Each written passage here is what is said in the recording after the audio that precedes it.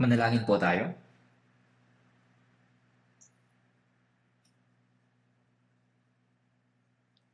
Aming banal at mahabaging Amang Diyos na sa amin ay nagmamahal, kami ay nabuhay sa mga walang kabuluhang bagay sa mundo at tumalikod sa Diyos. Kaya't kami na naging mga kaaway ng Diyos ay nararapat na tumanggap ng paghuhukom at puot ng Diyos dahil sa aming masasamang gawa. Kami ay nagpapasalamat sapagkat kami ay naligtas at hinugasan ng aming mga kasalanan magpakailanman, hindi sa pamamagitan ng aming sariling pagsisikap, kundi sa pamamagitan ng dakilang pag-ibig ng Diyos na nahabag sa amin at nagdanap ng kanyang mahalagang dugo doon sa krus, noong hindi pa namin nakikilala ang Diyos. Kami ay ginawa ng Panginoon na mga anak ng Diyos at binigyan ng dakilang pag-asa na makapasok sa walang hanggang kaharian ng Diyos. Ngayon, pakiusap, samahan ninyo kami sa nalalabi naming buhay. Kami ay nagpapasalamat sa biyaya na nag-iingat at namumuno sa amin hanggang sa makapasok kami sa kaharian ng Diyos. Sa oras pong ito, kami na naligtas sa pamamagitan ng mahalagang dugo ni Jesus ay nagpapasalamat dahil sa pagpahintulot sa amin na makapagtipon sa harapan ng Panginoon, mag-aral ng salita at makapag-fellowship. Sa oras na ito, kami ay naniniwala na ang Panginoon ay kasama namin. Pakiusap, samahan at bigyan po ninyo ng nararapat na biyaya ang lahat ng kapatiran na nakikinig sa salita sa kanilang tahanan na hindi makakapunta sa church dahil sa COVID-19. Sa mga iglesia sa aming bansa at sa maraming iglesia sa buong mundo at sa lahat ng mga kapatiran na pinapanatili ang pananampalataya at ipinapangaral ang Ebanghelyo sa mahihirap na sitwasyon, pakiusap, samahan at hawakan po ninyo sila sa inyong makapangyarihang kamay upang kanilang maipangaral ang Ebanghelyo na may katapangan. Pakiusap, gabayan po ninyo na mamuhay ng karapat-dapat bilang mga anak ng Diyos. Pakiusap, bigyan po ninyo ng sapat na biyaya ang mga may sakit at nangihina upang walang sino man ang matisod. Panginoon na nagbibigay ng sapat na biyaya at nagtuturo kung ano ang nararapat naming gawin ayon sa panahon. Sa oras pong ito, ay ipaunawa ninyo sa amin ang banal na kalooban ng Diyos at ang salita na gustong ipaalam ng Diyos sa amin. Ito po ay idinadalangin namin sa pangalan ng aming Panginoong Hesus. Amen. Buksan po natin sa Biblia, Galatia, Kapitulo 5.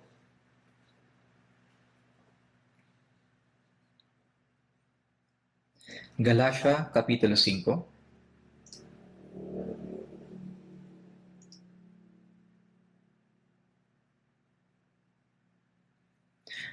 Versikulo 22 at 23.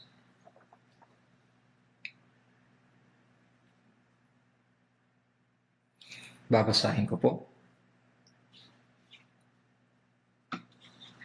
Subalit ang bunga ng Espiritu ay pag-ibig, kagalakan, kapayapaan, pagtiyatyaga, kagandahang loob, kabutihan, katapatan, kaamuan, at pagpipigil sa sarili. Laban sa mga ito ay walang kautusan.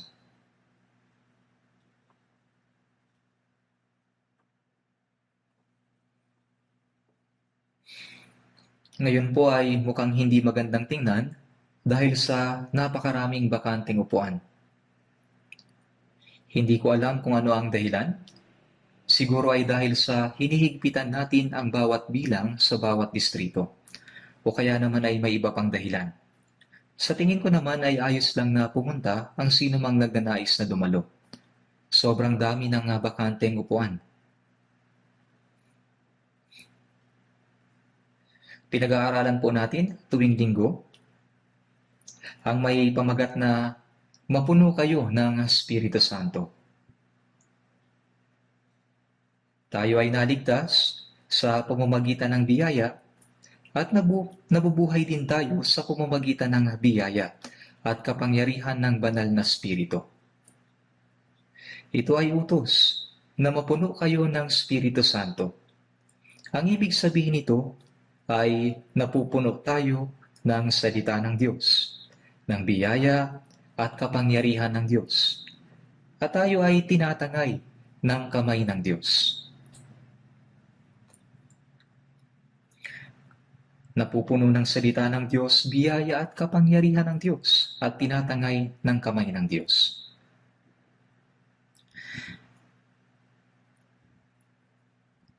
Pinapalakas tayo ng Diyos sa pamamagitan ng biyaya at katotohanan. Araw-araw, mula nang tayo ay naligtas, pinalalakas niya tayo. Kaya't ang ating panloob na pagkatao ay binabago sa araw-araw at ang ating lumang pagkatao ay patuloy na nababawasan habang lumalago ang ating pananampalataya. Pinabago sa araw-araw ang ating panloob na pagkatao. Kaya sinasabi sa Galatia, Kapitulo 5, versikulo 24, mga na kay Kristo Jesus, ang pagpapakilala sa mga taong ligtas ay Kristiyano o mga na kay Kristo Jesus. Ipinako sa krus ang laman na kasama ang masasamang pagnanasa at mga kahalayan nito. Hindi lamang kinuha ng Panginoon ang sumpa at kahatulan para sa ating kasalanan doon sa krus, kundi kinuha din niya ang dating likas o pagnanasa.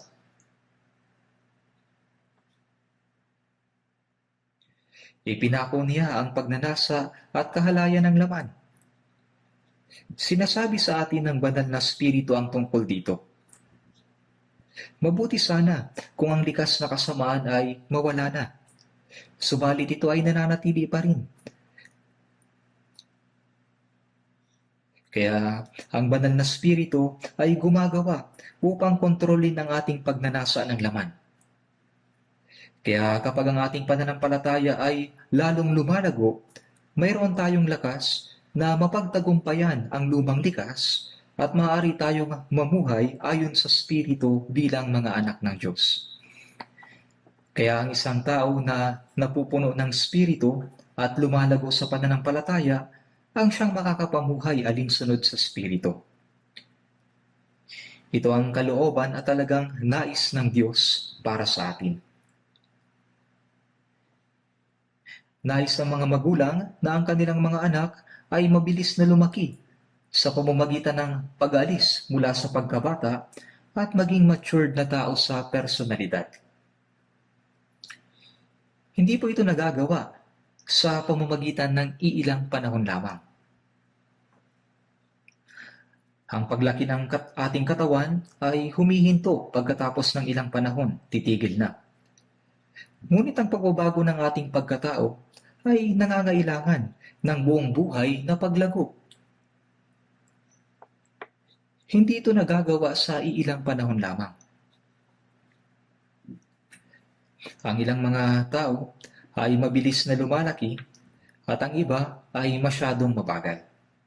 Mayroong ilang mga tao na tulad ng bata sa personalidad kahit na matanda na sila. Gaya nito, mayroong ilang mga tao na mabilis na lumalago sa pananampalataya pagkatapos ng kaligtasan. Ang taong lumalago sa pananampalataya ay siyang nagtatagumpay sa laman at namumuhay alinsunod sa banal na Espiritu. Ngunit may ilang mga tao na hindi pa rin matatag dahil sa hindi pagtalikod sa lumang pagkatao, kahit na maraming panahon na ang lumilipas. May mga taong nakikipaglaban sa laman. Itong pakikipaglaban sa laman ay napakahirap na bagay. Kung tayo ay mabubuhay ayon sa Espiritu, ang Diyos ay magdaragdag ng higit pang kapangyarihan at ang kagalakan, pasasalamat ay mag-uumapaw sa atin. Ang taong nabubuhay ayon sa Espiritu at sa salita ay nabubuhay na may pagpapasalamat. Dahil matatanggap niya yung pagpapala na ipinangako ng Diyos. Dahil kung hindi, kahit na siya ay naligtas, kung siya ay mabubuhay ayon sa laman, siya ay magdurusa dahil siya ay magkakaroon ng patuloy na hidwaan. Hindi niya matatakasan ang pakikipaglaban sa kanyang sarili at mundo. Kaya kung mapupuno tayo ng Espiritu, maaari tayong mabuhay ng karapat-dapat bilang Kristiyano at mamunga ng bunga ng Espiritu. Ang mabuting puno ay namumunga ng mabuti, at ang mabuting puno ay hindi maaaring mamunga ng masama. Gaya nito, kailangan nating mamunga ng bunga ng Espiritu bilang mga anak ng Diyos. Subalit kung nabubuhay tayo ayon sa laman at namumunga ng mga bunga ng laman, bilang isang tunay na born-again Christian, ito ay isang malaking kontradiksyon. Kaya kailangan nating mabuhay ng normal sa pananampalataya. Kung nabubuhay tayo na puno ng banal na Espiritu, makakapamunga tayo ng mga bunga ng Espiritu. At siyam yun.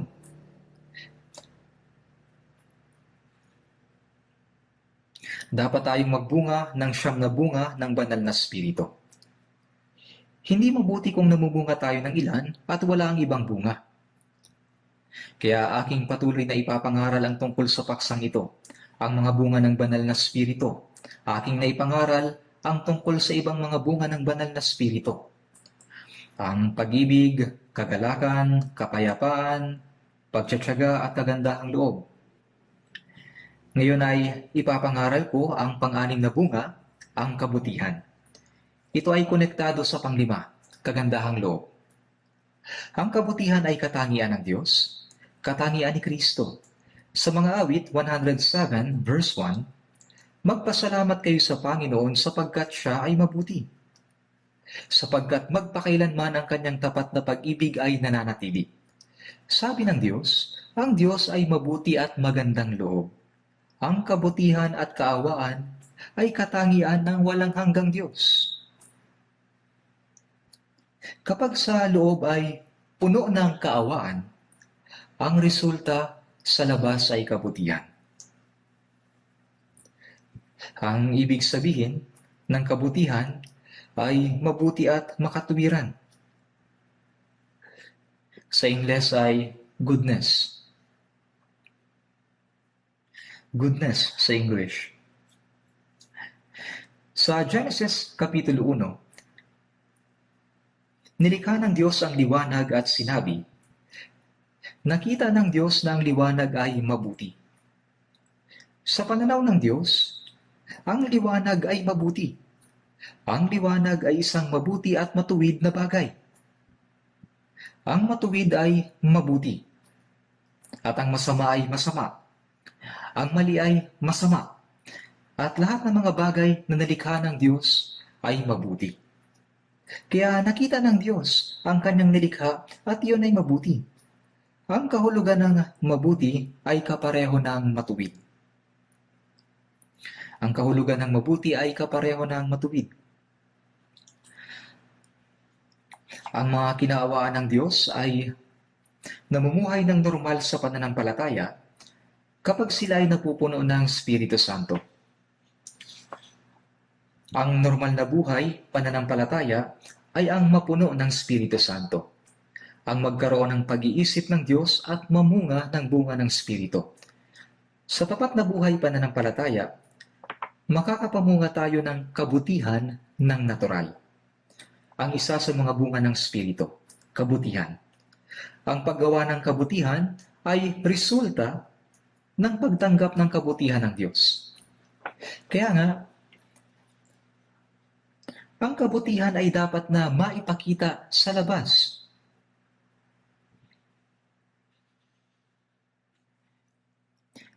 Yung kabutihan ay dapat na maipakita sa labas sa pamamagitan ng isang matapat na pamumuhay. Ang kabutihan, ito ay isang mabuting bagay. Ito po yung mga mabubuting bagay. Ang Diyos ay mabuti at ang diablo ay masama mula pa sa simula. Sa Mateo Kapitulo 6, mayroong panalangin ng Panginoon. At si Jesus ay nagturo sa mga alagad, kabilang sa mga ito, manalangin nga kayo ng ganito. At huwag mo kaming dalhin sa tukso, kundi iligtas mo kami sa masama. Ang masama ay ang diablo. At sa Mateo Kapitulo 13, ang kaaway ay naghasik ng damo sa bukid. Ang kaaway ay ang diablo rin. Ang kaaway ay nagasik ng damo sa bukid. At sa ikalawang Tesalonika, Kapitulo 2, versikulo 9, ang taong makasalanan ay si Satanas, ang masama. Ang Diyos ay mabuti at si Jesus ang nagpakita ng kabutihan ng Diyos. Ang diablo ay masama, siya ay nag-aasik ng kasamaan sa mga tao at inuudyukan sila na gumawa ng masama. Siya ang larawan ng kasamaan na magpapakita sa huling araw. Siya ang Antikristo na tatayo laban kay Kristo. Sinasabi na ang pagdating ng taong makasalanan ay ayon sa paggawa ni Satanas, na may buong kapangyarihan at mga tanda at mga mapanlinlang na kababalaghan. At sa unang Juan, Kapitulo 5, versikulo 19, alam natin na tayo ay sa Diyos at ang buong sanlibutan ay nasa ilalim ng kapangyarihan ng masama. Ang lahat ng naligtas ay sa Diyos. Sila ay nasa ilalim ng paggabay at pamamahala ng Diyos. Ang buong sanlibutan ay tumutukoy sa mga hindi ligtas na tao. Sila ay nasa ilalim ng kapangyarihan ng kasamaan at ng diablo. Malinaw na sinasabi ito ng Biblia. Ang lahat ng mga hindi ligtas ay nasa pangangasiwa ng diablo, ng masama, at gumagawa ng lahat ng uri ng masasamang gawa. Hindi nila kayang gumawa ng anuman maliban sa paggawa ng kasamaan. Sila ay nasa ilalim ng pangangasiwa ng diablo. Sa Efeso Kapitulo 2, versikulo 1 hanggang 3, kaya nooy mga patay, kayo nooy mga patay sa inyong mga pagsalangsang at mga kasalanan. Tayo ay pinanganak sa kasalanan, at ang ating espiritu ay patay sa harapan ng Diyos. Noong tayo ay mga patay sa mga pagsalangsang at mga kasalanan, na dati ninyong nilakaran, ayon sa lakad ng sanlibutang ito. Sino ang gumagawa sa mga patay? Ang diablo, na may kapangyarihan sa impapawid, ang kumukontrol sa sanlibutan. Siya ang kumukontrol sa buong sanlibutan. Ayon sa pinuno ng kapangyarihan ng himpapawid, ng spirito na ngayon ay gumagawa sa mga anak ng pagsuway. Ang diablo ay kumikilos ngayon sa spirito ng mga patay, sa mga pagsalangsang at mga kasalanan. Ngayon, ang spirito ng kasamaan ay gumagawa sa mga anak ng pagsuway, sa lahat ng mga taong hindi ligtas. Ang spirito ng Diyos ay ang Spirito Santo, at ang spirito ng diablo ay ang spirito ng kasamaan.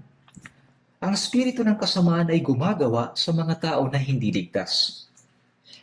Tayong lahat ay dating nabuhay sa gitna ng mga ito, sa mga pagnanasa ng laman, na ating ginagawa ang mga nais ng laman at ng pag-iisip, at tayo noon ay mga katutubong anak ng kapuotan, na gaya naman ng iba. Tayo ay mga anak ng kapuotan at hahatulan ng Diyos. Ngunit ang Diyos, palibhas ay mayaman sa awa, dahil sa kanyang malaking pag-ibig sa atin. Kaya tayo ay naging malaya mula sa kapangyarihan ng diablo at nagbihis ng buhay ng Diyos, at ngayon tayo ay nasa ilalim ng paggabay at pamamahala ng Diyos.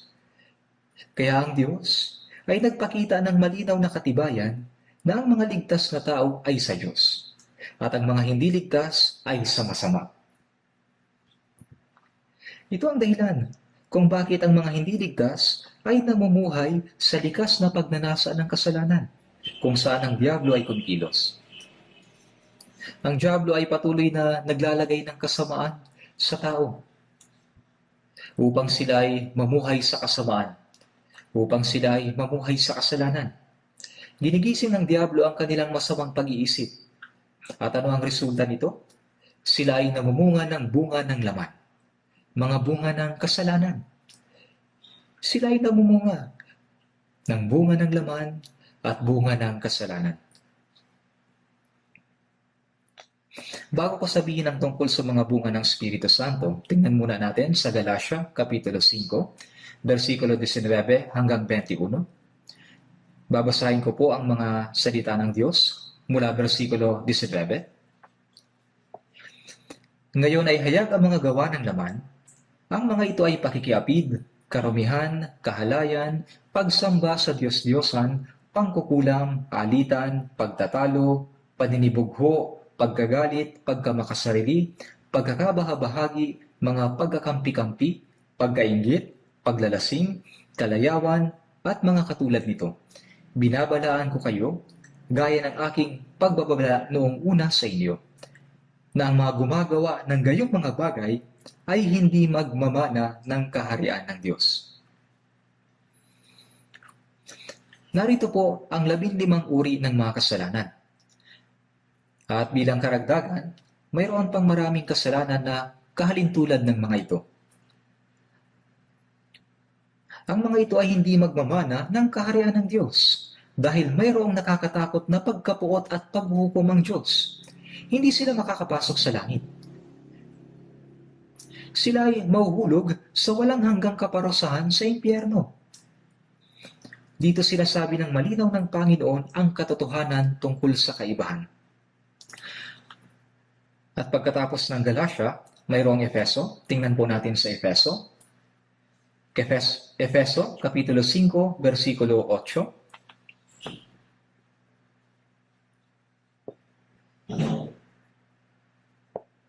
Efeso, Kapitulo 5, versikulo 8. Babasahin ko po.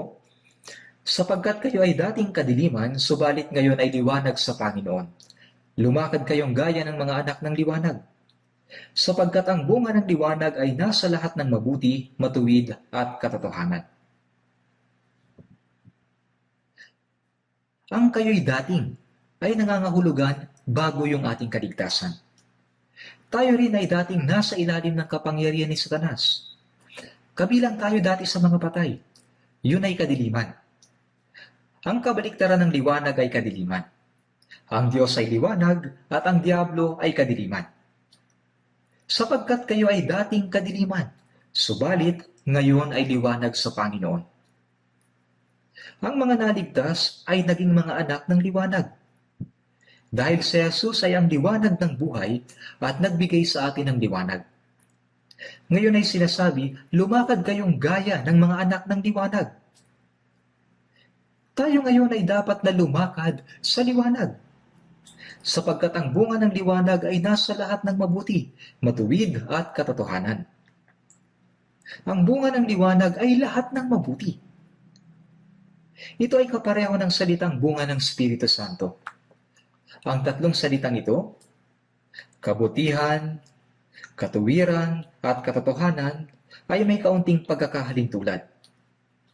Ito ang bunga ng liwanag ng mga naligtas.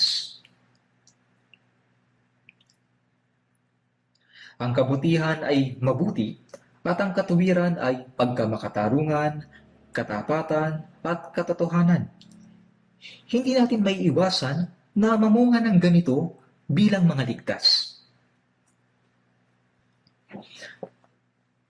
Sa Mikas, Kapitulo 6, versikulo 8, ipinakita niya sa iyo, o tao, kung ano ang mabuti. Sinabi dito, o tao.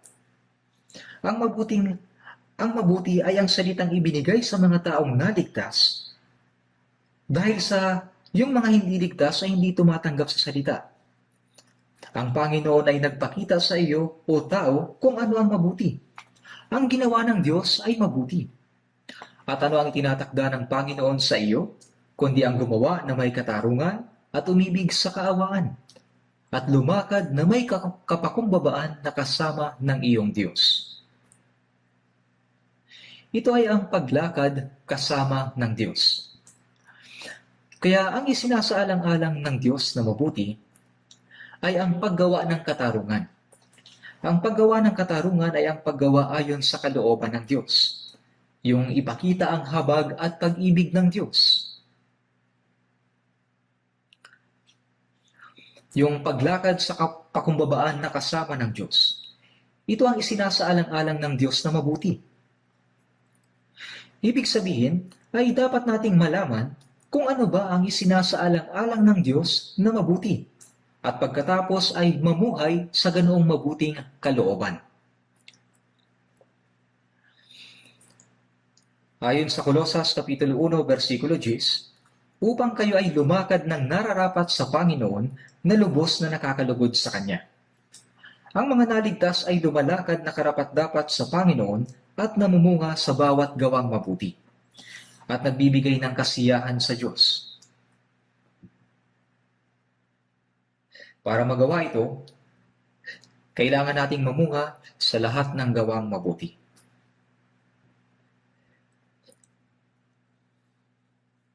Muli niyang binibigyang diin dito na kailangan nating mamunga ng bunga ng Espiritu. Ayon sa awit 37, versikulo 3, magtiwala ka sa Panginoon at gumawa ka ng kabutihan. Magtiwala sa Panginoon at gumawa ng mabuti. Sinasabi sa atin ng Diyos na kung tayo ay naligtas, dapat tayong gumawa ng mabuti. Sa pamamagitan ng pagtitiwala sa Diyos ay gumawa ng mabuti. Ito ang utos ng Panginoon. Kung ano ang mabuti ay detalyadong nakasulat sa Biblia.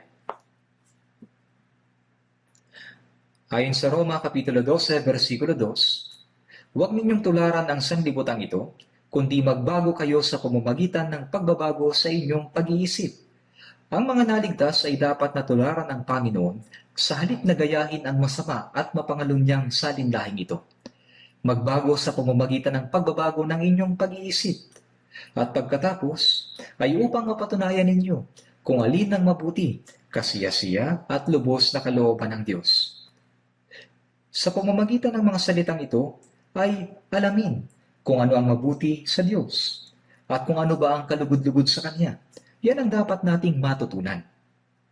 Kapag ang taong ligtas ay lumalago sa pananampalataya, yung banal na ugali ng Diyos ay nabubuo sa ating puso. Kasabay nito, ang bawat sinasabi o ginagawa natin ay nagiging mas lalo pa na kagaya ng sa Diyos. Kaya nga, habang lumalago sa pananampalataya, nabubuo ang ugali ng Diyos sa ating puso. Ayon sa Ecclesiastes Kapitulo 3, versikulo 12, nalalaman ko na walang mas mabuti para sa kanila kundi ang magsaya, masiyahan, habang sila'y nabubuhay. Ngayon, saan ba ako dapat magalak? Saan ba dapat magalak ang mga Kristiyano habang nabubuhay dito sa mundo? Ang taong makamundo ay nagagalak at nasisiyahan sa kasalanan. Nasisiyahan sila sa pamumuhay ayon sa kanilang laman. Ito ang kasiyahan ng kasalanan. Ngunit tayo, saan ba tayo nasisiyahan? Alam ko na wala nang mas mabuti pa sa paggawa ng mabuti. Pamumuhay alinsunod sa kalooban ng Diyos at paghahanap ng kagalakan sa mga bagay na kalugod-lugod sa Diyos. Narito ang ating kasiyahan. Yan ang sinabi ni Solomon, natural yan. Ngayon ay nagagalak tayo at nagpapasalamat sa biyaya ng Diyos na nasa atin at nagligtas sa atin. At ang layunin ng buhay natin ay ang magbigay ng kasiyahan sa Diyos Ama na nagmahal sa atin at nagligtas sa atin, at mamuhay tayo ayon sa mabuting kalooban niya. Kaya ang layunin ng ating buhay ay makapagbigay sa Diyos ng kasiyahan. Ayon sa Roma Kapitulo 12, versikulo 17, huwag ninyong gantihan ang sino man ng masama sa masama. Isipin ninyo ang mga bagay na kapuri-puri sa harapan ng lahat ng mga tao. Huwag ninyong gantihan ang sino man ng masama sa masama. Ang mga tao sa mundo, ang masasamang tao, ay mas lalo pang nagiging masama. Sila ay nandadaya ng ibang tao at pagkatapos ay dinadaya din sila. Nabubuhay sila sa isang siklo ng pandaraya. Tayo ay hiwalay sa mga ganyan. Huwag ninyong gantihan ang sino man ng masama sa masama. Kung ang isang tao ay gumawa ng kasamaan sa atin, huwag nating tugunan ng anumang masamang gawain. Isipin ninyo ang mga bagay na kapuri-puri sa harapan ng lahat ng mga tao. Sa harapan ng lahat ng mga tao. Hindi lang sa harapan ng tao, kundi pati na rin sa harap ng Diyos. Tulad ng sinasabi sa awit 116, Iniligtas tayo ng Diyos mula sa kamatayan patungo sa buhay, mula sa kapangyarihan ni Satanas, at mula sa luha at pagbagsak.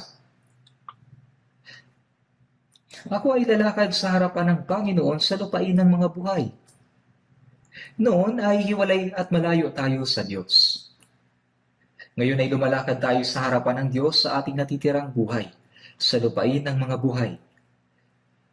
Ibig sabihin ay dapat tayong mamuhay ng mabuti, hindi lamang sa harap ng mga tao, kundi pati na rin sa harapan ng Diyos. At sa Roma Kapitulo 12, versikulo 21, huwag kang padaig sa masama, kundi daigin mo ng mabuti ang masama. Huwag kang padaig sa masama. Ibig sabihin ay hindi tayo dapat mabigo o maligalig o mawalan ng pag-asa kapag naharap tayo sa kasamaan. Kung gagantihan natin ng masama ang masama sa masamang paraan, matatalo tayo ng kasamaan. Ang kasalanan ay nanganganak ng iba pang kasalanan. Sa halip, daigin mo ng mabuti ang masama. Daigin mo ang kasamaan ng mabuti. Nagawa ito ni Jesus. Ayon sa unang Pedro Kapitulo 2, versikulo 23, nang siya'y alipustahin, hindi siya gumanti. Nang siya ay magduksa, hindi siya nagbanta. Kundi ipinagkatiwala ang kanyang sarili doon sa humahatol na may katarungan. Si Jesus ay nanalangin para sa kapatawaran ng kasalanan ng mga taong dumura sa kanyang mukha, humampas sa kanyang ulo, sumampal sa kanyang mukha, nagpako sa kanya sa krus, at gumawa ng katatawanan sa harapan niya. Kaya nga nanalangin si Jesus para sa kapatawaran ng kanilang mga kasalanan. Ikaw, gaano ka ba kabanal? Kapag tayo ay iniinsulto, nagmumura din tayo. At kapag may pumalo sa atin ng 2 beses, sinusubukan nating hampasin kahit na 1 beses. Likas po sa atin ang gumanti. Kapag may isang tao na nanloko sa atin, tingnan natin, hindi kita titigilan. Sinisikap nilang magiganti. Ito yung gantihan ng masama ang masama. Ito ang madaig ng kasamaan. Ganito ang gustong-gustong makita ng Diablo. Ngayon ay daigin natin ang kasamaan ng mabuti. Nagawa ito ni Jesus. Siyempre, hindi natin ito magagawa ng mag-isa. Tanging ang kapangyarihan ng banal na Espiritu ang makakagawa nito sa atin. Sinasabi niya sa iyo na ganito ang gawin mo. Kung natanggap natin ang buhay ng Diyos, ang puso ni Kristo at ang banal na Espiritu, magagawa natin ang tulad ng ginawa ng Panginoon. Sa unang Juan Kapitulo 2, versikulo 6, ang nagsasabing siya'y nananatili sa Kanya ay nararapat din na lumakad gaya ng Kanyang paglakad. Sapagkat ang Panginoon ay nananatili sa akin, tulad ng ginagawa ng Panginoon ay magagawa ko rin. Kaya lalo tayong nagiging katulad ni Kristo. Sa Roma Kapitulo 15, versikulo 2, bawat isa sa atin ay magbigay lugod sa kanyang kapwa para sa kanyang kabutihan, tungo sa ikatitibay niya. Magbigay lugod tayo sa ating kapwa para sa kanilang ikabubuti, sa ikatitibay. Upang makapagbigay lugod sa ating kapwa para makagawa ng mabuti at makapagpatibay, ibig sabihin, kailangan mong ipakita kung ano ang buhay Kristiyano. Dito, ang tinutukoy na kapwa ay ang lahat ng tao maliban sa ating sarili. Gumawa rin palagi ng mabuti sa mga Kristiyanong naligtas upang makapagbigay ng kasiyahan at mapagtibay ang iba. Ngunit huwag bigyang kasiyahan ng iyong sarili. Sapagkat si Kristo man ay hindi nagbigay lugod sa kanyang sarili. Gumagawa tayo ng mabuti at nagpapakita ng kabaitan para makapagbigay lugod sa iba. Bakit? Kailangan nating ipakita na tayo ay mga Kristiyano. Na tayo ay mga anak ng Diyos at ang mga Kristiyano ay iba sa mga tao ng mundo. Sa Galatia Kapitulo 6, versikulo 9, Galatia Kapitulo 6, versikulo 9, at huwag tayong manghinawa sa paggawa ng mabuti, sapagkat sa takdang panahon ay mag-aani tayo kung hindi tayo manlulupaypay. Huwag manghinawa sa paggawa ng mabuti.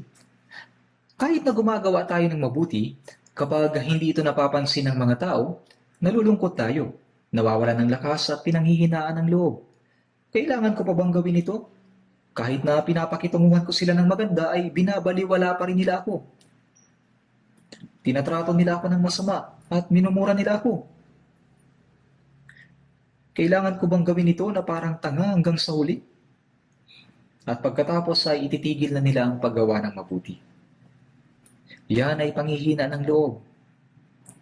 At huwag tayong manghinawa sa paggawa ng mabuti.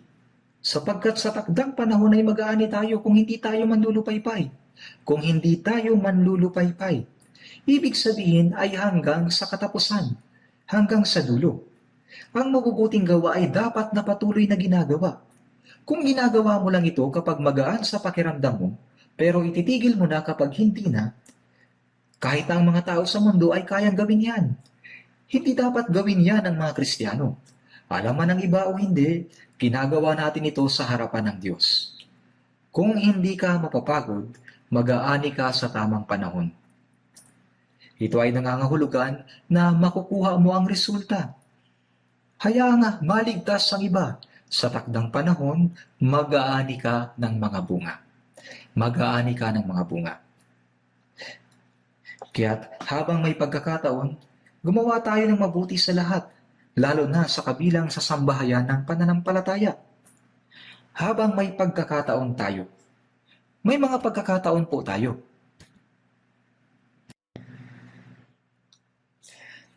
Kapag may mga nakikita tayo na naghihirap sa paligid natin, yan ay pagkakataon na gumawa ng mabuti. Kapag nakakita ka ng nangangailangan sa iyong mga kapatid, pwede mo silang matulungan sa pisikal at espiritual. At yan ay isang pagkakataon. Yan ay isang pagkakataon. Lalo na sa mga kabilang sa sambahayan ng pananampalataya. Ang pangunahing prioridad ay mga Kristiyano. Napakaraming mga mahihirap na tao sa mundo at gusto natin silang tulungan. Ngunit wala tayong sapat na lakas para tumulong sa lahat. Ano ang unang prioridad ng isang Kristiyano? Ito ang iligtas ang mga kalulubang napapahamak. Sunod, kailangan nating tulungan ang mga naligtas na kapatid kapag sila ay nahihirapan sa espiritual man o pisikal. Ikaw ay tagapag-alaga. Ang isang tao na mas mature sa pananampalataya ay dapat na tumulong sa mga mas mahihina.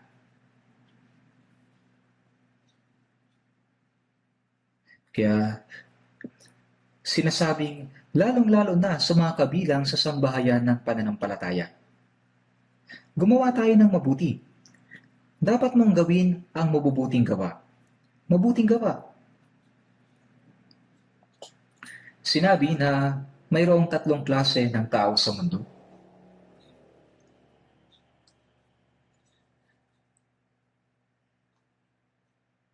Una ay mga taong tulad ng gagamba.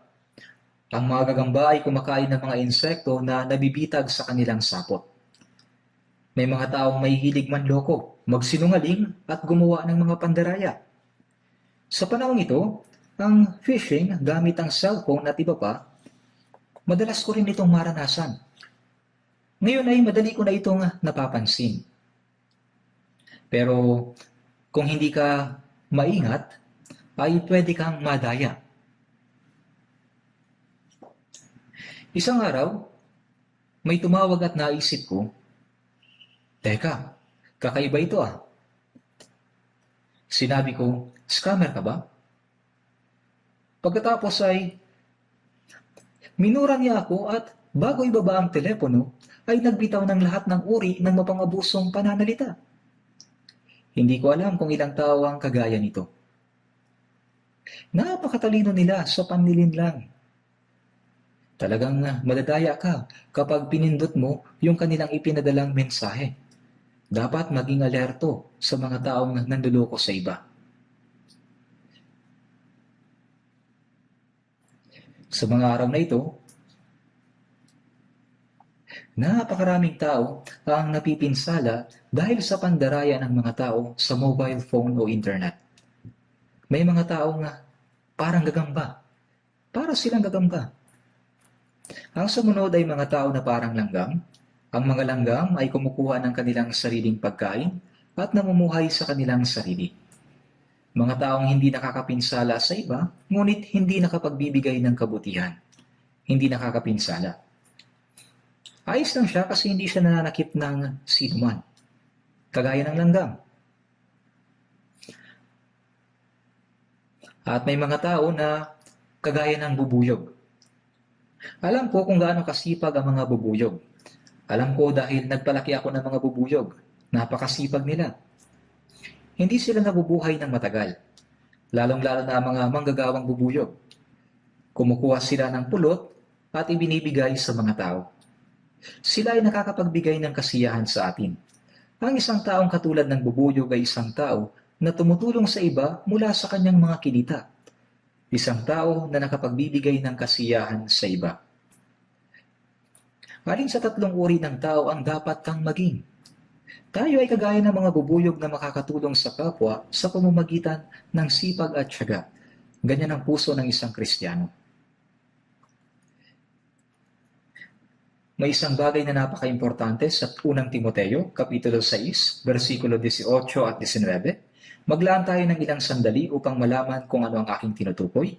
Tingnan natin sa unang Timoteo, Kapitulo 6, versikulo 18. Unang Timoteo, Kapitulo 6, versikulo 18 at 19. Dapat silang gumawa ng mabuti, maging mayaman sa mabubuting gawa, bukas ang palad at handang mamahagi. Sa gayoy magtitipon sila para sa kanilang sarili ng isang mabuting saligan para sa hinaharap, upang sila'y makapanghawak sa tunay na buhay. Gumawa ng mabuti upang sila'y maging mayaman sa mabubuting gawa. May mga tao na palaging gustong gumawa ng mabuti. Nagnenegosyo sila ng maayos upang makagawa ng mabuti. Mayroon namang tao na kumikita lamang para sa kanyang sarili. Mas malaki ang kita, mas malaki ang gastos para sa sarili. Hindi dapat ganyan. Kumikita tayo upang makatulong sa iba. May isang lalaki na nagtatayo ng negosyo para makapagbigay ng trabaho at makatulong sa iba. Ang layunin ng kanyang pagnenegosyo ay hindi para kumita ng malaki, kundi para makatulong sa iba. Yan ang mabuting negosyo. Maging mayaman sa mabubuting gawa. Bukas ang palad at handang mamahagi. Sila yung mga mahilig magbigay sa mga nangangailangan.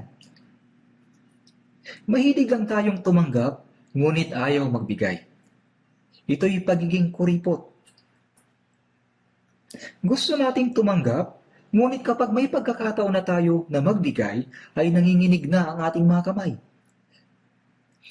Pagkatapos magbigay ng kaunti, sa tingin natin ay nakagawa na tayo ng malaking bagay.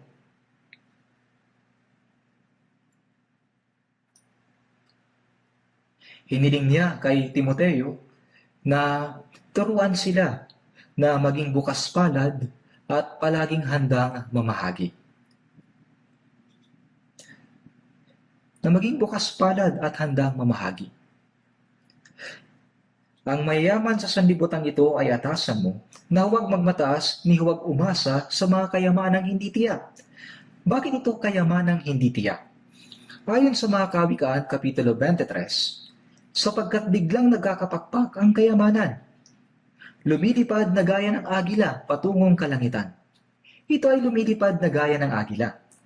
Kung susubukan mong hawakan ito, mawawala ka rin gaya nito. Anong sabi ng Biblia? Ano ba ang sinabi ng Biblia? Hangal, sa gabing ito ay kukunin ng iyong kaluluwa. At kanino kaya mapupunta ang mga bagay na inihanda mo? Mapapasa iyo ba? Hindi, sabi ng Diyos. Ni huwag umasa sa mga kayamanang hindi tiyak, kundi sa Diyos na nagbibigay sa atin ng lahat ng mga bagay para sa ating kasiyahan.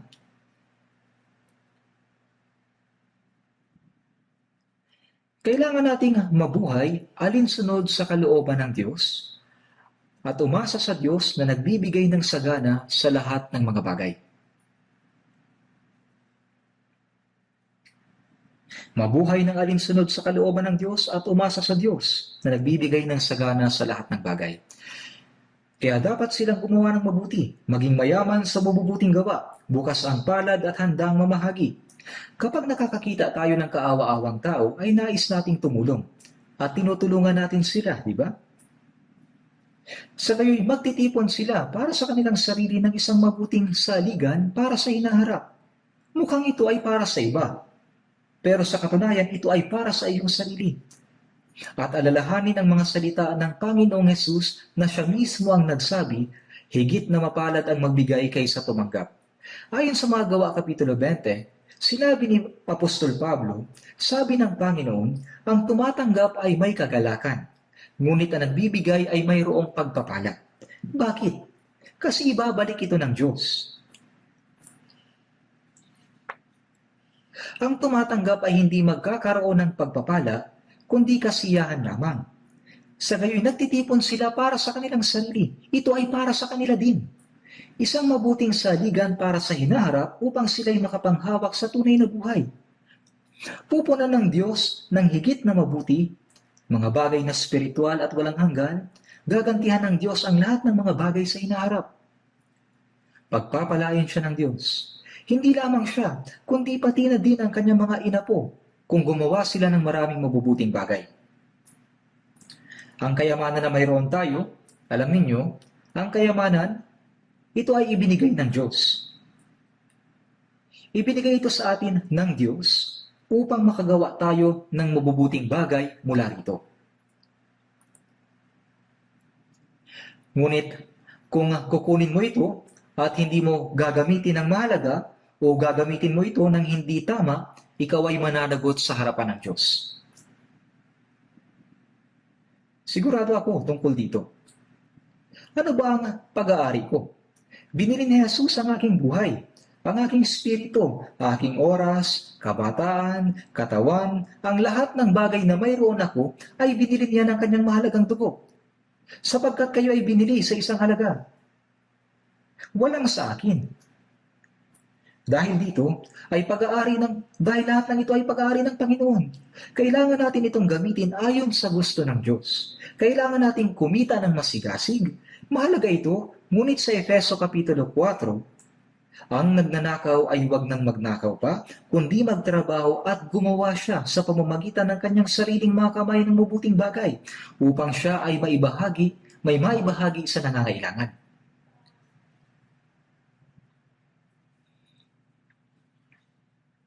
Kaya mahalagang kunin ang sa Diyos at gamitin ito ayon sa kalooban ng Diyos.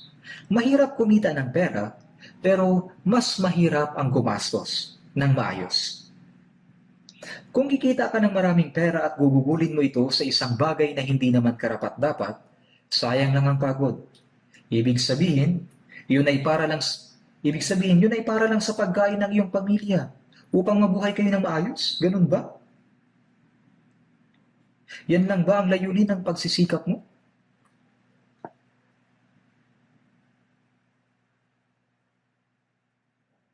Ayon sa unang Korinto Kapitulo 10, versikulo 33, sinabi ni Apostol Pablo sa Iglesia ng Korinto, kung paanong sinisikap kong makapagbigay lugod sa lahat ng mga tao sa lahat ng mga bagay, na hindi ko hinahanap ang aking sariling kapakanan, kundi ang sa marami, upang sila ay maligtas. Hanapin ang kapakanan ng marami upang sila ay maligtas. Sinubukan ito ni Apostol Pablo. Sinubukan niya itong gawin ng abot sa kanyang makakaya. Sinabi niya, kung paanong sinisikap ko, anumang mayroon tayo, oras, kalusugan, kapaligiran at lahat ng bagay na nasa atin ay mula sa Panginoon. Kaya't napaka-importante talaga na gamitin ang mga ito sa pinakamabuting paraan. Hindi natin dapat baliwalain ang ating tungkulin. Kailangan nating sumunod mula sa maliliit na bagay, hindi sa malalaki kaagad. Ang tapat sa kakaunti ay tapat din naman sa marami, at ang hindi tapat sa kakaunti ay hindi rin tapat sa marami. Ayon sa Lucas Kapitulo 16, ang pinakakaunti ay ang kayamanan. Ang kayamanan.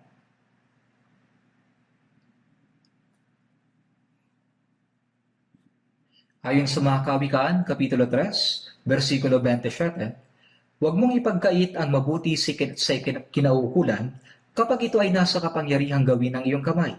Sinabi dito, kapag ito ay nasa kapangyarihang gawin ng iyong kamay. Ibig sabihin, may kapangyarihan tayong gawin. May kapangyarihan tayong gumawa.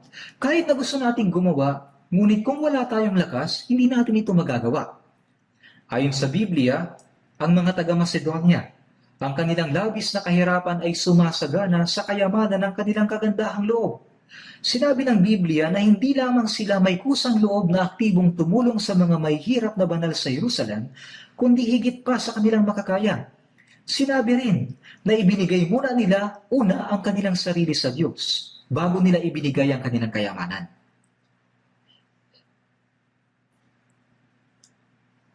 Kaya gaano kaya ito kaganda sa mata ng Diyos? Sa tuwing pinag-aaralan natin ang mga ganitong salita, hindi lamang dapat natin sila pinupuri. Oo, napakagaling nila. Tayo din, kailangan nating gumawa ng mabuting bagay kahit na ito'y maliit. Ang pagtulong sa mga banal na nangangailangan ay pagsasabuhay sa awa ng Diyos. Pagmamataas, yung sinusubukan mo na gumawa ng isang malaking bagay, pero wala namang ginagawang maliliit na bagay kahit na paunti-unti.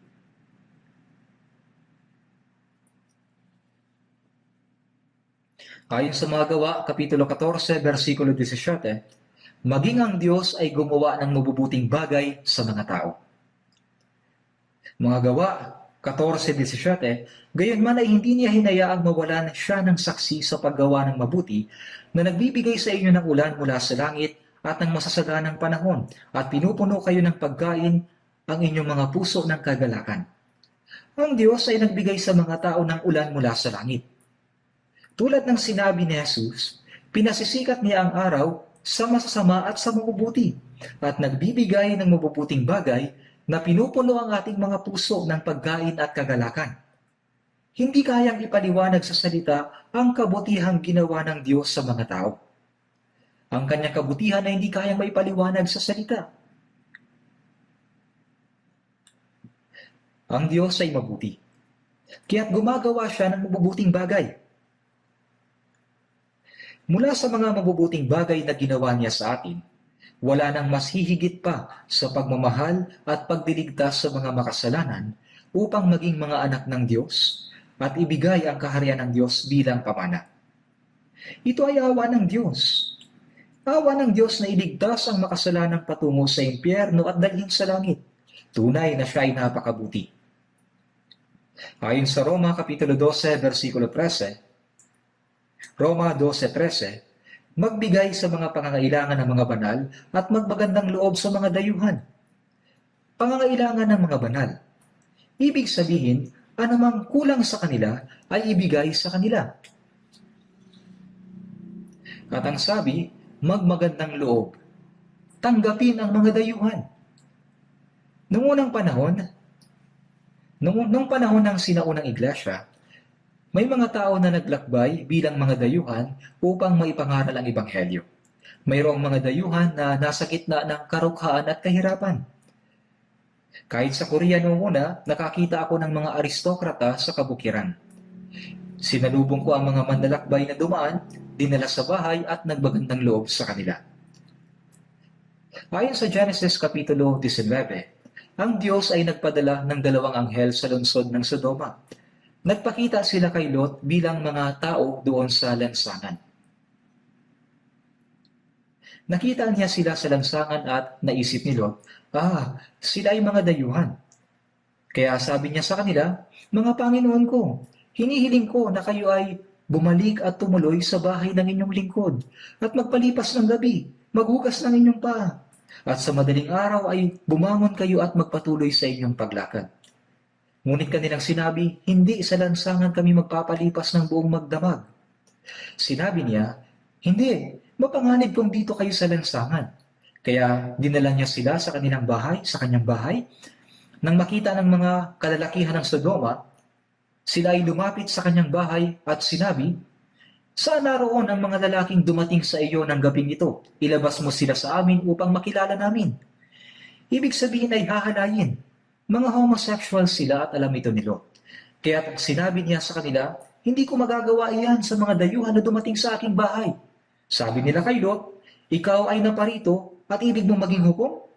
Ngunit pinagtulakan nila si Lot. Nang pinagtulakan nila si Lot, nakita ng mga anghel ang kasamaan sa lungsod at binulag silang lahat. Binulag silang lahat ano pat hindi nila makita ang pintuan. Bago sumikat ang araw ng gabing iyon, ang lungsod ng Sodoma ay nawasak sa asupre. Sa pagtanggap ni Lot ng mga dayuhan, ang tinanggap niya ay mga anghel. Ganoon din ang ginawa ni Abraham. Noong unang panahon, may mga taong mahilig tumanggap ng panauhin. Sa tuwing may darating na panauhin sa kanilang bahay, pinapakitunguhan nila ng may kagandahang loob. At sa panahon ng taglamig, gumagawa pa nga sila ng mainit na kwarto at doon sila kinakausap. At sa pag-alis ng panauhin, ay nagbibigay pa sila ng pera bilang pabaon. Ngunit mahirap nang makakita ng ganito sa panahon natin ngayon, di ba? Dapat itong gawin ng mga Kristiyano. Gumawa tayo ng mabuti sa lahat, lalo na sa mga kabilang sa sambahayan ng pananampalataya. Dapat ay tunay na magiliw tayo sa pagtanggap sa mga Kristiyano. May ilang nagsasabi, kapag may dumating na bisita sa kanilang bahay, maganda na may bisita, pero mahirap mag-asikaso sa kanila.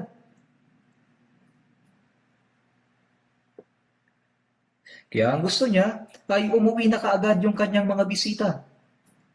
Siyempre, hindi mabuti na maging masungit sa bisita. Tunay na magandang ugali ng isang Kristiyano ang magiliw na tumanggap ng bisita. Sabi dito, magbigay sa pangangailangan ng mga banal at magmagandang loob sa mga dayuhan. Ibig sabihin, kung mayroong brothers and sisters na nasa pangangailangan mula sa mga banal, kailangan na magbigay tayo sa kanilang pangangailangan. Sinabi ng Diyos na ang mapagbigay sa mga dukha ay bibigyan ng Diyos ng higit na mabubuting bagay. Sa Lucas Kapitulo 6:38, magbigay kayo at iyon ay bibigay sa inyo. Kung magbibigayan tayo sa isa't isa, ang Diyos ay magbibigay ng labis sa atin. Gaano ba karami ang ibibigay niya? Hustong takal, siniksik, niliglig at umaapaw ang ilalagay nila sa iyong kandungan. Ibig sabihin, kung ikaw ay magbibigay ng kaunting bigas, ang makukuha mong pabalik ay isang sako. Kung maglalagay ka ng bigas sa sako at kakalugin mo ito, mas marami ang bigas na maipapasok.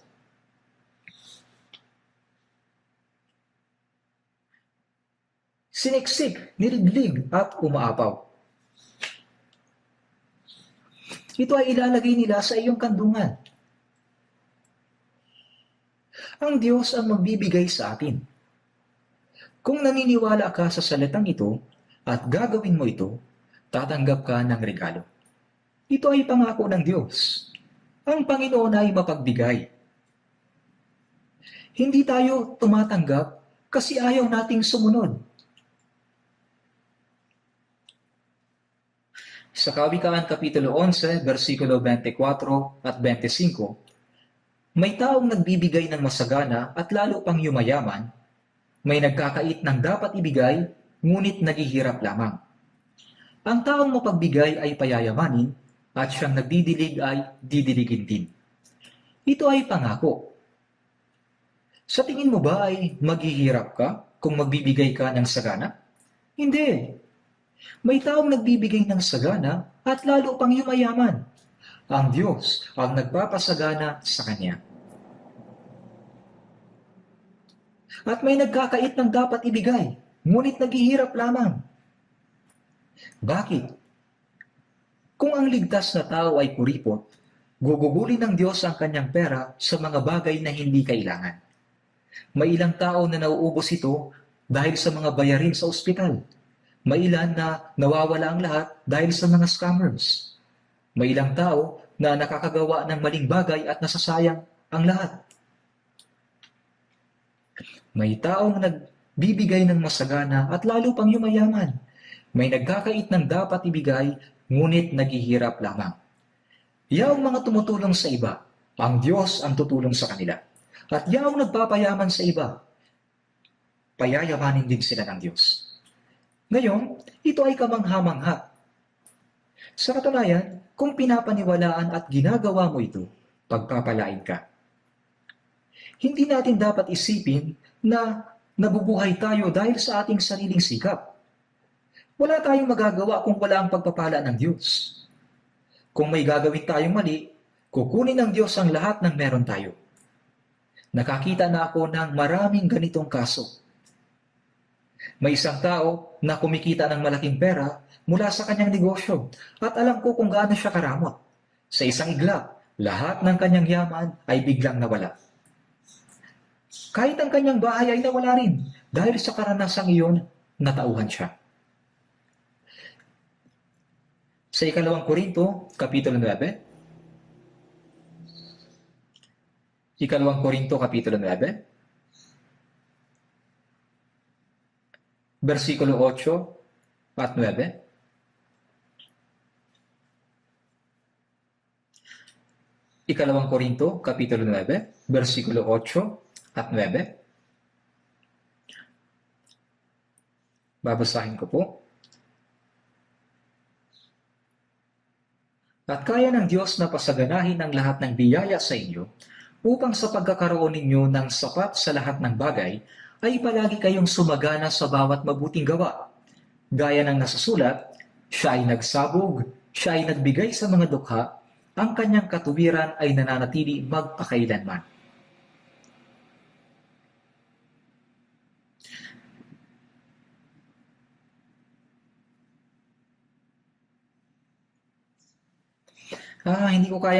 Hindi ko alam kung paano ito may papaliwanag sa salita.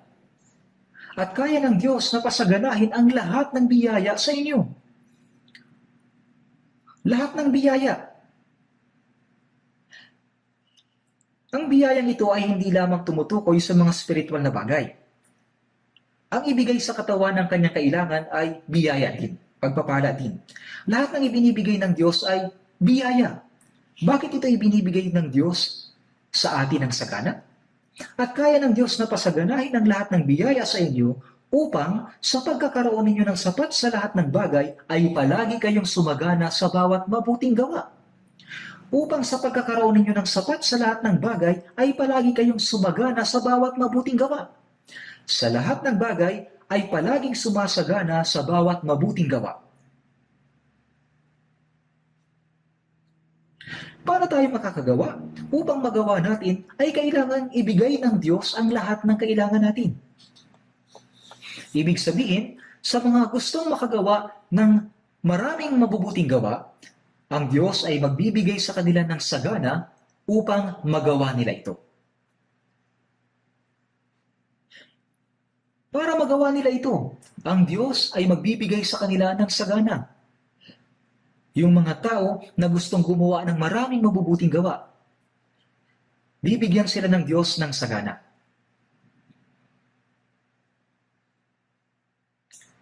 Kapag gumawa ka ng mabubuting gawa, magbibigay ang Diyos sa iyo upang magawa mo pa ito. At kung gumawa ka ng higit pa, bibigyan ka ng Diyos ng higit pa. Ang salitang lahat ay 4 na beses na binanggit sa isang talata. Upang sa pagkakaroon ninyo ng sapat sa lahat ng bagay, ay palagi kayong sumagana sa bawat mabuting gawa. Ang Diyos ay tagapagbigay ng lahat ng bagay. Hindi lamang espiritual na pagpapala ang ibinigay niya sa atin. Ibinibigay din niya ang pisikal na pangangailangan natin. Kapag ang isang tao ay pinagkatiwalaan ng Diyos ng pera at nakita niya na ginagamit iyon sa mabuti, natutuwa ang Diyos at nagbibigay siyang muli. At kung ito ay gagamitin sa mas maayos, patuloy na magbibigay ang Diyos ng higit at higit pa. Ngunit kung ang Diyos ay magbigay ng pera sa isang tao, pero kinuha niya ito, ginugol para sa kanyang sarili, ginugol sa mga bagay na walang kwenta. Pag ganito, ang Diyos ay hindi na ulit magbibigay pa. Nanaisin ng Diyos na kunin ang ibinigay sa Kanya. Hindi ba nagbibigay ang Diyos sa iyo? Siyempre, may mga pagkakataon na hindi tayo binibigyan ng Diyos upang sanayin tayo. Si Apostol Pablo ay tumanggap ng napakalaking biyaya mula sa Diyos. Siya ay umakyat sa 2 langit at nagkaroon ng napakadakilang karanasan sa Espiritu. Naisulat niya ang halos kalahati ng Bagong Tipan.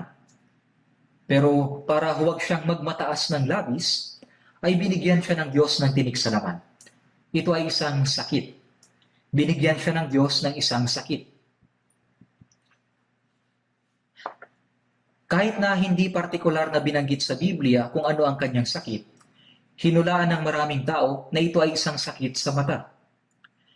Sa Galatia, at ang aking pagsubok na nasa laman.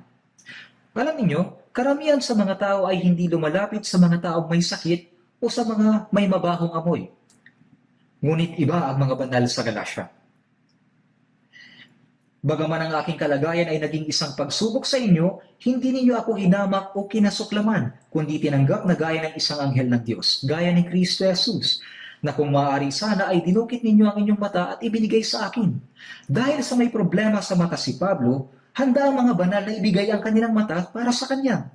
Dahil sa problemang ito, ay kailangan niyang isulat ang Biblia sa malalaking titik. At ito ang dahilan kung bakit hindi niya sulat kamay ang karamihan sa kanyang mga sulat. Karaniway, itinala ito ni Tercio. Sa huling sulat ni Pablo, sinabi niya na nagsulat siya sa malalaking titik.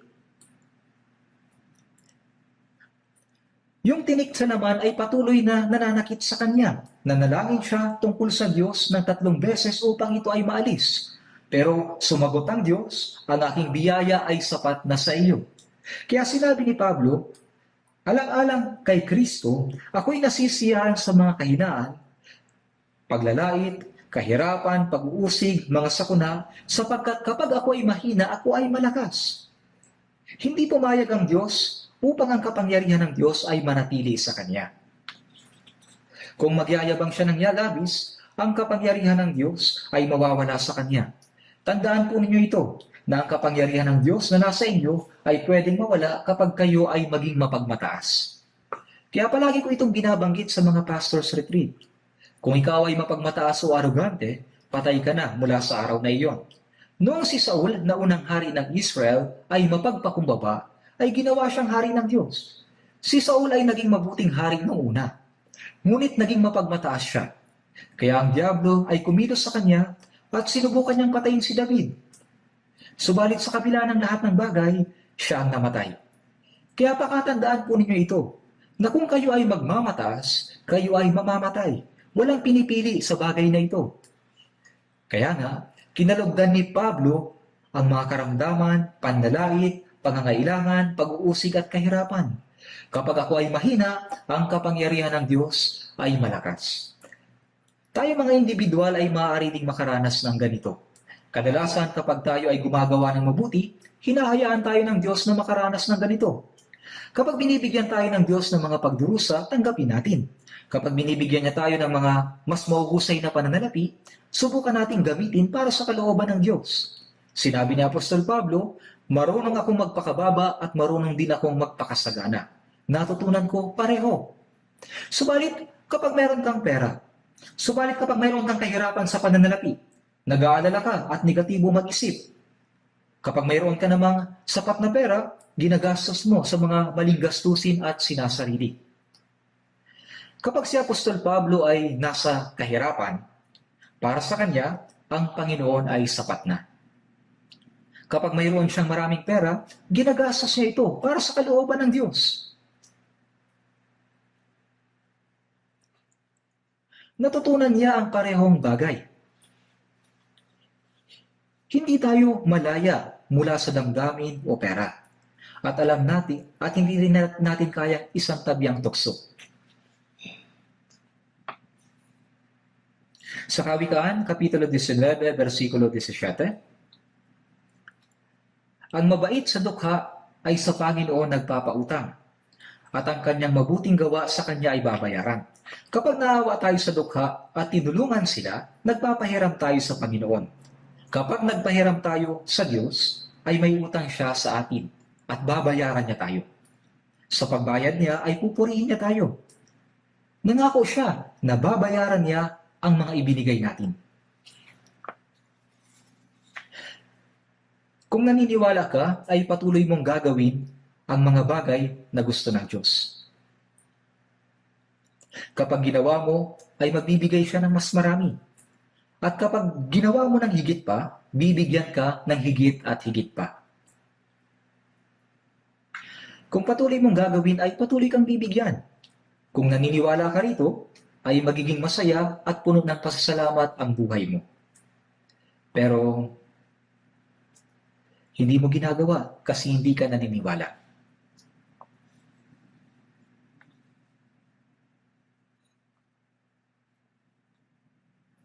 Sa Hebreo Kapitulo 6, versikulo 10, sapagkat ang Diyos ay hindi masama. Hindi niya kaliligtaan ang inyong gawa at ang pag-ibig na inyong ipinakita sa kanyang pangalan. Sapagkat ang Diyos ay hindi masama, hindi niya kaliligtaan ang inyong gawa at ang pag-ibig na inyong ipinakita sa kanyang pangalan, sa inyong paglilingkod sa mga banal gaya ng ginagawa ninyo ngayon. Ibig sabihin ay babayaran niya tayo.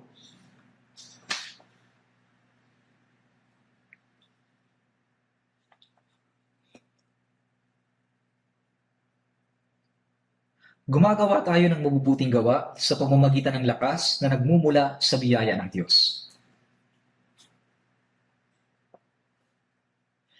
Naligtas tayo dahil sa pag-ibig ng Diyos. Ang pag-ibig ang lakas na nagpapatakbo sa ating buhay pananampalataya. Kung saan mayroong pag-ibig ay may buhay. Kung saan mayroong buhay ay may pag-ibig. Kung saan may pag-ibig ay may lakas. Kapag gumagawa tayo ng mabubuting gawa, ang biyaya ng Diyos ang motibo. Ang biyaya ng Diyos ang ating lakas at patuloy na kailangan natin ito.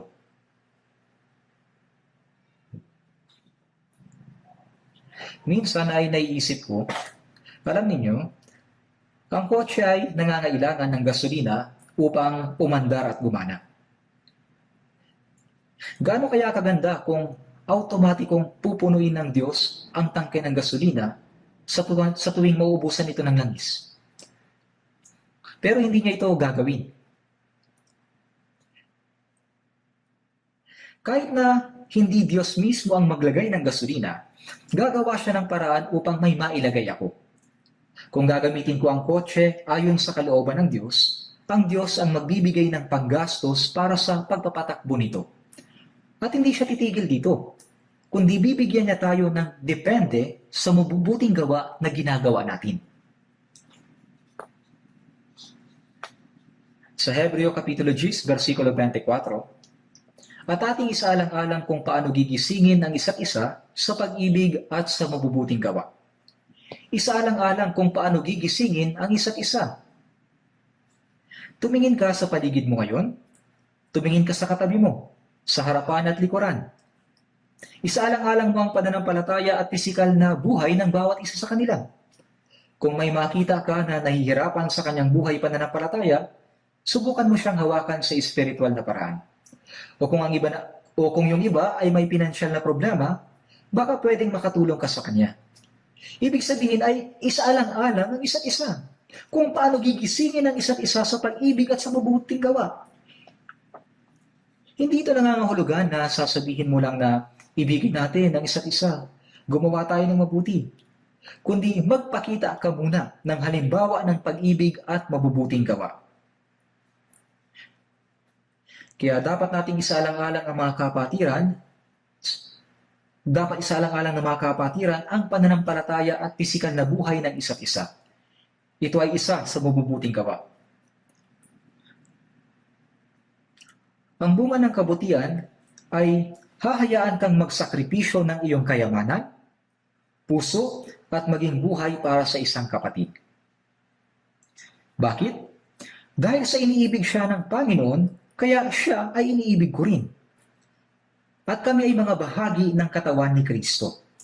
Isinasaalang-alang ng bawat bahagi ang isa't isa. Kapag masakit ang paa, inaalagaan ito ng kamay at minamasahe. Kapag masakit ang kamay, kumikilos ang paa. Ang lahat ng bahagi ay nagtutulungan sapagkat sila ay iisang katawan. Kailangan nating magtulungan sa isa't isa. Kung wala kang pakialam sa mga nangyayari sa isang brother o sister, kung wala kang pakialam sa kanila, hindi mo nga malalaman kung sila ba'y patay na.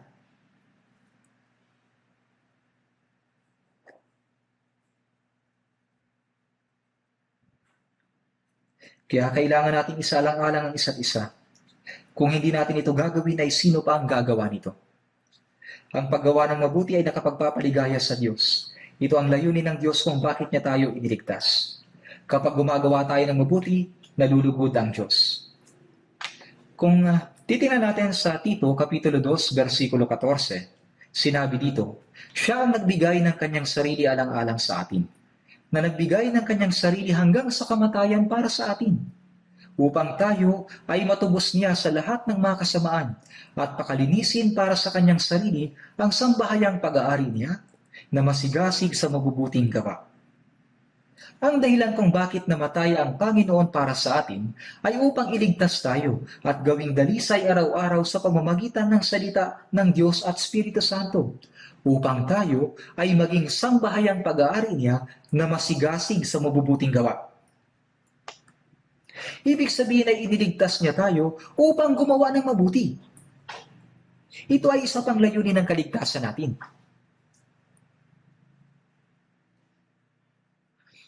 Ang ilang mga naligtas na tao ay nakukontento na lamang sa pagiging ligtas. Umawit sila ng mabuti at gumagawa ng kung ano-ano. Pero kapag may nagsabi sa kanila na gumawa ng mabuti, ay hindi nila ito ginagawa.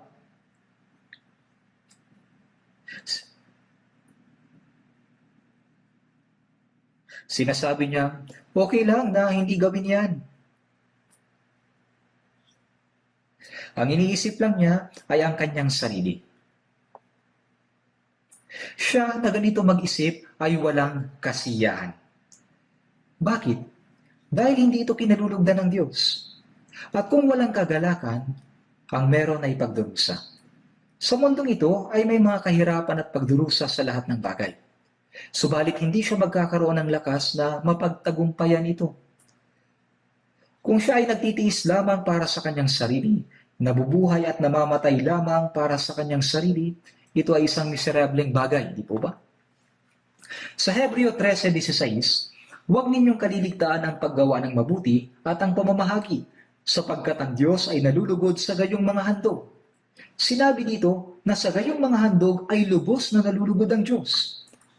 At sa Hebreo 13:21, naway gawin niya kayong ganap sa bawat mabuting bagay upang magawa ninyo ang kanyang kalooban, at gawin sa atin ang nakalulugod sa paningin niya sa pamamagitan ni Jesucristo.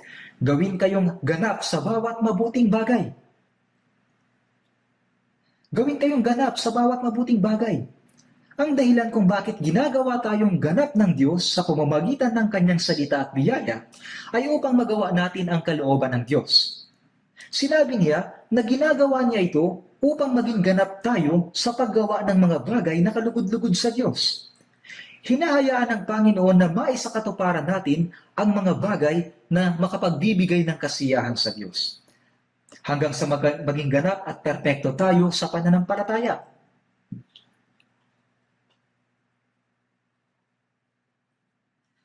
Kaya hinahayaan ng Diyos na gawin natin ito hanggang sa maging ganap at perpekto tayo sa pananampalataya.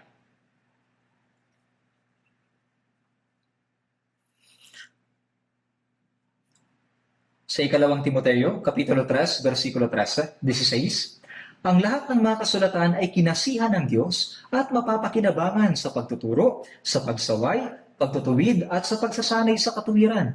Ang layunin natin sa pag-aaral ng Biblia ay upang tayo ay maturuan, mapagsabihan, maitama at masanay sa katuwiran, upang ang tao ng Diyos ay maging ganap sa lahat ng mga gawang mabuti. Ang isa pang layunin sa pag-aaral ng Biblia ay upang makagawa tayo ng mabubuting bagay, habang ginagawang ganap bilang isang tao ng Diyos. Ibig sabihin, habang lumalago tayo sa pananampalataya, habang natututunan natin ang salita, tayo ay nagiging tao na makakagawa ng mabubuting gawa.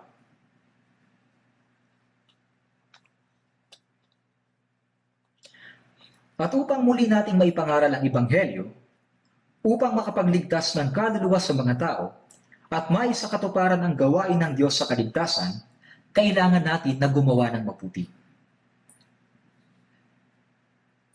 Sa Mateo Kapitulo 5, versikulo 16, sinabi ni Jesus, Paliwanagin ninyo ng gayon ang inyong ilaw sa harap ng mga tao, upang makita nila ang inyong mabubuting gawa at luwalhatiin nila ang inyong Ama na nasa langit.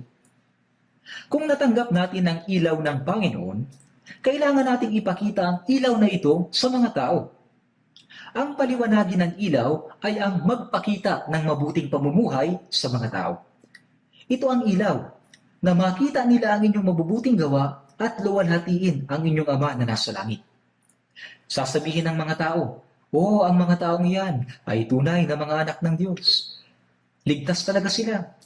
Ibig sabihin ay hindi lamang nila tayo pupurihin, kundi maliligtas din sila.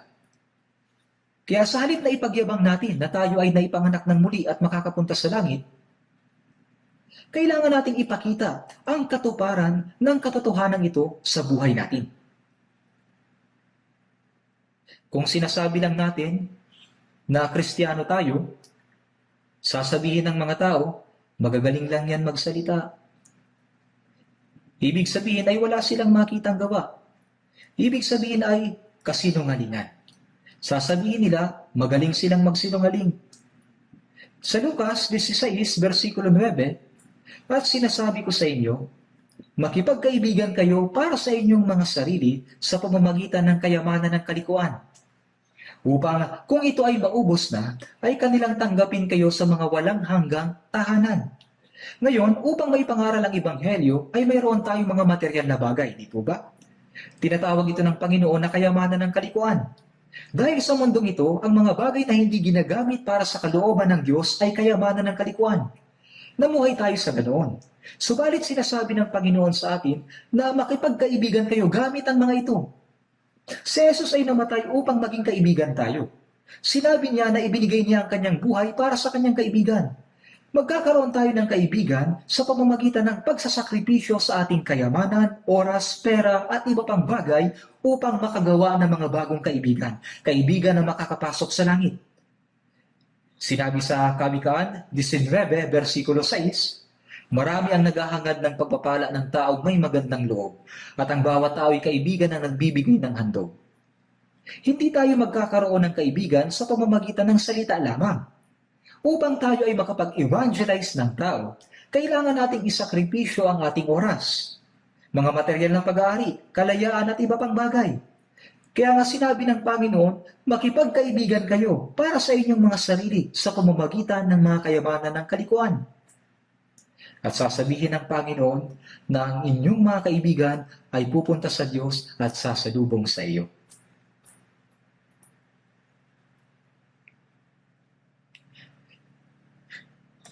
Sasabihin nila na ikaw ang nakapagligtas sa kanilang buhay. Malugod ka nilang sasalubungin. Kaya't ginagawa mo pa ito? Kung hindi mo pa ito nagawa, pwede mo itong gawin ngayon. Sa mga gawa, 10:38, kung paanong si Jesus na taga Nazaret ay binuhusan ng Diyos ng Espiritu Santo at ng kapangyarihan, kung paanong siya'y naglibot na gumagawa ng mabuti. Si Jesus ay gumawa din ng mabubuting gawa. Pinagaling niya ang pinahihirapan ng diablo. Ito ay tumutukoy sa kaligtasan. Ang maibalik sa Diyos ang mga pinahihirapan ng diablo, kung paanong si Jesus ay naglibot upang gumawa ng mabuti at pagalingin ang mga pinahihirapan ng diablo. Binigyan tayo ng Diyos ng Espiritu Santo upang tulungan tayo, hindi lamang sa paggawa ng mabuti, kundi upang iligtas din ang mga pinahihirapan ng diablo.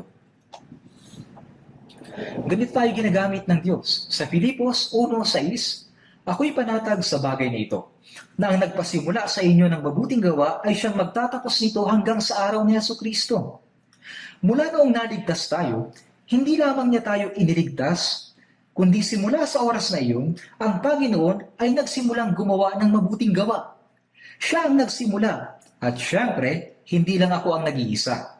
Iniligtas din niya ang mga banal upang magkakasama gumawa ng mabuti. Nang ano? Pinakamabuti sa lahat ng bagay ang iligtas ang mga kaluluwang pupunta sa impyerno. Mayroong maraming mabubuting bagay sa mundo, tama? Ang pagpapagaling sa may sakit, pagbibigay ng pagkain sa walang pagkain, ay mabubuting gawa. Ngunit ang pinakamabuting bagay na magagawa ng Kristiyano ay ang iligtas ang mga makasalanan na patungo sa impyerno. Sinimula ng Panginoon ang mabuting gawain na ito. Si Jesus ay nagsimula ng mabuting gawa mula nang tayo ay maligtas at patuloy niyang ginagawa ito hanggang sa araw ng kanyang pagdating. At sinabi niyang, ako'y panatag na siyang magtatapos nito. Sa Efeso 2:10, tayo'y kanyang pinakamahusay na gawa. Tayo ay naging bagong nilalang kay Kristo. Ginawa niya tayong bago. Ginawa niya tayong bago para saan? Na nilalang kay Kristo, Jesus, para sa mabubuting gawa na inihanda ng Diyos ng una upang siya nating lakaran. Bago pa man itatag ang pundasyon ng sanlibutan, itinalaga na ng Diyos kung paano mamumuhay ang mga Kristiyano. Na inihanda ng Diyos ng una pa upang siya nating lakaran. Hindi lamang tayo iniligtas ng Panginoon, hinahayaan din niya ang mga naligtas na gawin ang mabubuting gawa upang makapagligtas ng iba. Sinasabi ng Biblia na nilikha tayo ng Panginoon para sa mabubuting gawa. Hindi ba?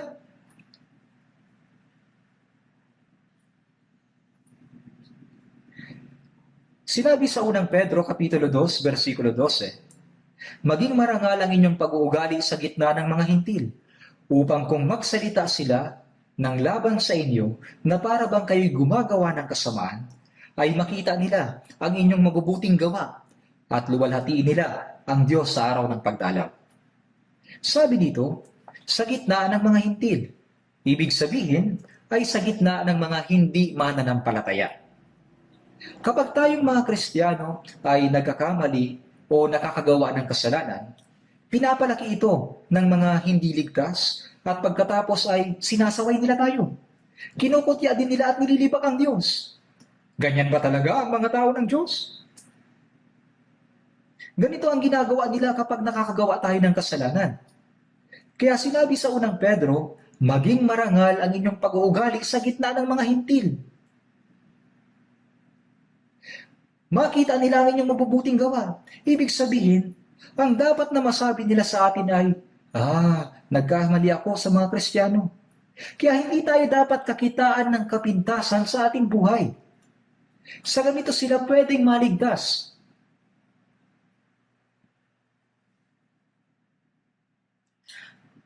Maging marangal ang inyong pag-uugali sa gitna ng mga hintil. Kapag gumagawa tayo ng kasalanan, ang pangalan ng Diyos ay nadudungisan, pinagtatawanan, at ang pintuan sa evangelism ay nasasarahan. Ang pangangaral ng Ebanghelyo ay hindi sa bibig lamang, kundi sa mabubuting gawa. At kapag nakita ito ng mga hindi ligtas, aaminin nila ang kanilang kasalanan. At sa araw ng pagdalaw, sa araw ng kanilang kaligtasan, ay luluwalhatiin nila ang Diyos. May maraming kaso kung saan ang mga banal ay nangaral sa mga hintil sa pamamagitan ng paggawa ng mabuti.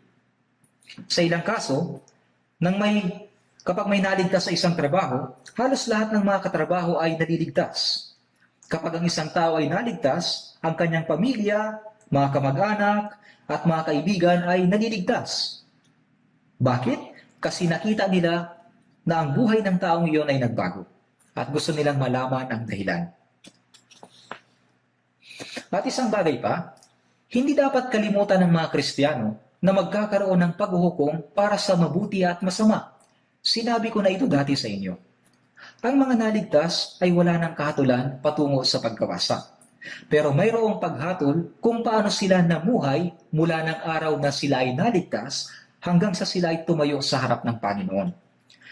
Sinabi sa unang Korinto, Kapitulo 5, versikulo 10, tayong lahat ay kailangang humarap sa hukuman ni Kristo upang bawat isa ay tumanggap ng kabayaran sa mga bagay na ginawa niya sa pamamagitan ng katawan, maging mabuti o masama. Sabi nito, maging mabuti o masama.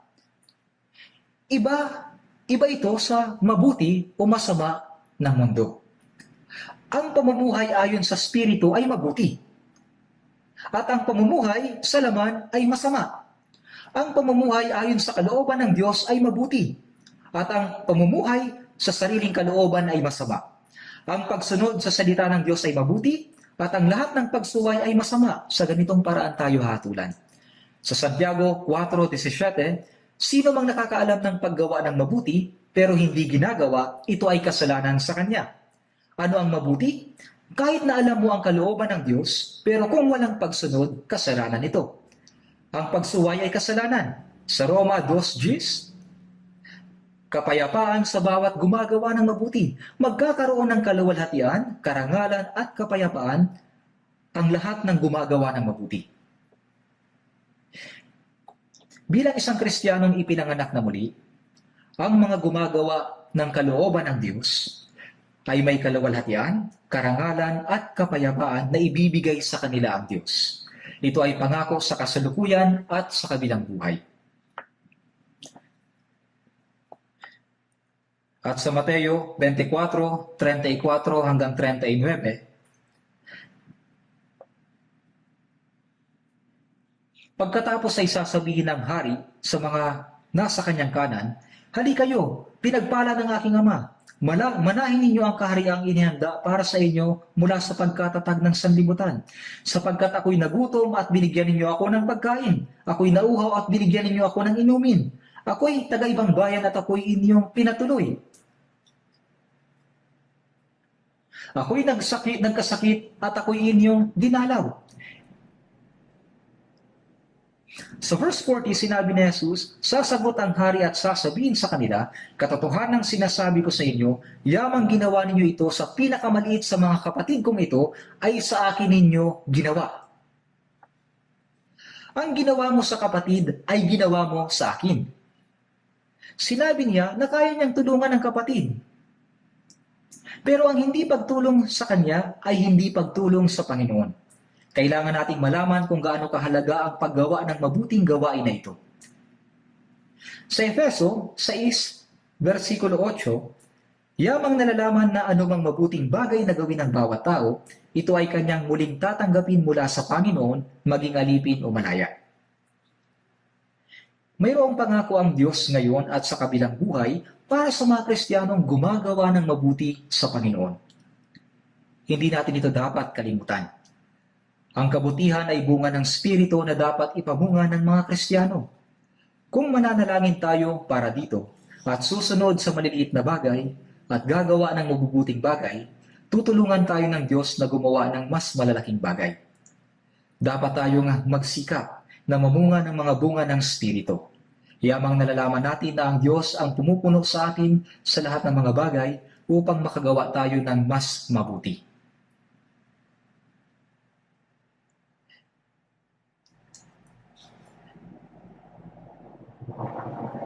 Manalangin po tayo. Mahabagin naming Amang Diyos, salamat sapagkat kami ay natagpuan mo sa aming kahirapan. Inaalalayan mo kami sa araw-araw sa pamamagitan ng mapagpalang kamay ng Diyos, salita at kapangyarihan. At iniingatan at ginagabayan hanggang sa makapasok kami sa kaharian ng Diyos. Ingatan po ninyo kami at tulungan na makapamunga ng bunga ng Espiritu Santo upang makapamunga kami ng mabubuting bunga sa natitira naming buhay sa pamamagitan ng inyong kapangyarihan na kumikilos sa amin at ng inyong awa. Punuan nawa ng Panginoon ang aming kahinaan at gamitin mo kaming lahat ayon sa iyong kalooban upang kami ay maging karapat-dapat sa papuri at kaluwalhatian sa harapan ng iyong kaluwalhatian sa muli mong pagdating. Idinadalangin namin ito sa pangalan ng aming Panginoong Hesus. Amen.